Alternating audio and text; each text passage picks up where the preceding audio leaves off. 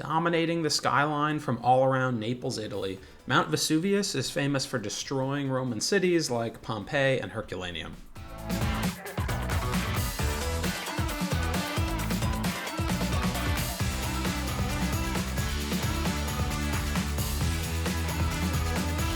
It's considered to be one of the most dangerous volcanoes because not only is it active and has erupted in the last century, but around 3 million people live right in its vicinity. It's the most densely populated volcanic region in the world.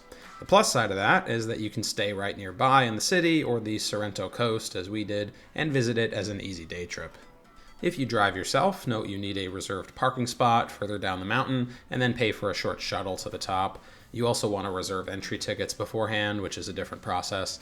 The website kind of sucks and you don't want to be using it last minute at the top. You've been warned. My other piece of advice is while this was the beginning of October, on a very nice day where it was plenty warm out walking around, the exception was on top of the mountain. Do not underestimate the temperature difference up there. It got cold. The actual main hike is quite short, though it's pretty much straight up for about 15 or 20 minutes from the shuttle drop-off to get to the caldera rim. You can look down and see the pretty classic volcano shape of the huge indent in the top of the mountain where it's exploded in the past. The most famous time being in 79 AD when it buried tens of thousands of Romans under around 15 feet of volcanic ash. Pompeii is known worldwide as a unique snapshot of Roman life from that time, and we went to check it out. It's a pretty big place at over 160 acres and had hundreds of homes, public buildings, shops, and whatnot. It was a city at the time, and archaeologists picked some of the best preserved examples of different buildings and basically made them standalone exhibits inside the otherwise freely walkable space.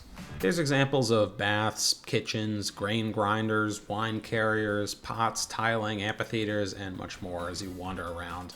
It was crowded, but it's also really big, so we did have the opportunity to see some aspects alone. My favorite part was stepping out back of some ancient person's home into their serene little vineyard. Felt like a scene out of Gladiator or something, imagining the perfect, peaceful Mediterranean life, not a care in the world, under the blue sky with your grapes.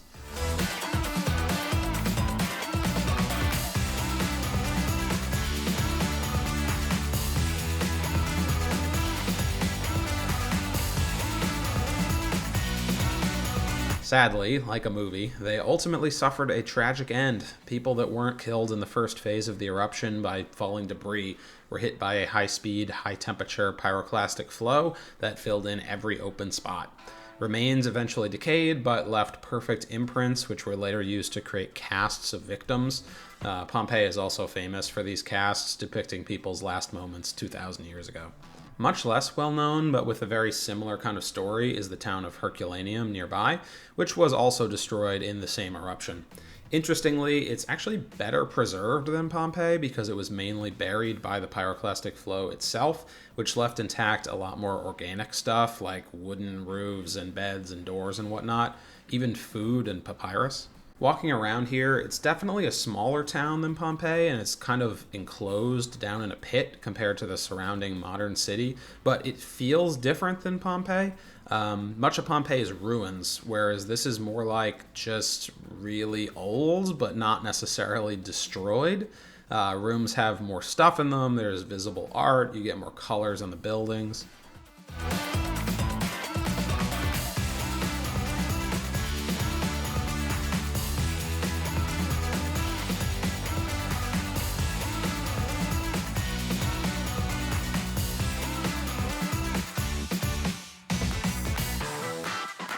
We briefly checked out the museum here too, where you can see some of the really delicate stuff they pulled out of the excavation.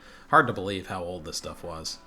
And while we didn't see any casts of full bodies at this site, the end of the exhibit is pretty grim. Apparently, people tried to evacuate, but not everyone made it out. About 340 bodies were discovered between the beach and in the stone boathouse vaults that were closest to the coast. The people were huddled together and protected from direct impact, but then mostly vaporized by the heat of the about 930 degree Fahrenheit pyroclastic flow. The result is a mostly deserted town, followed by room after room of piles of bones. Visiting these sites is definitely a must-do in the area. These are among the best preserved ancient cities in the world, and especially for those of us in America with nothing nearly as old, it's really different to see. Personally, I would also consider it a warning about living so close to a volcano, but people can do what they want. If you enjoyed the video, please do like and subscribe. There's also a number of other videos from Italy in the playlist if you want to take a look at that. And thanks for watching.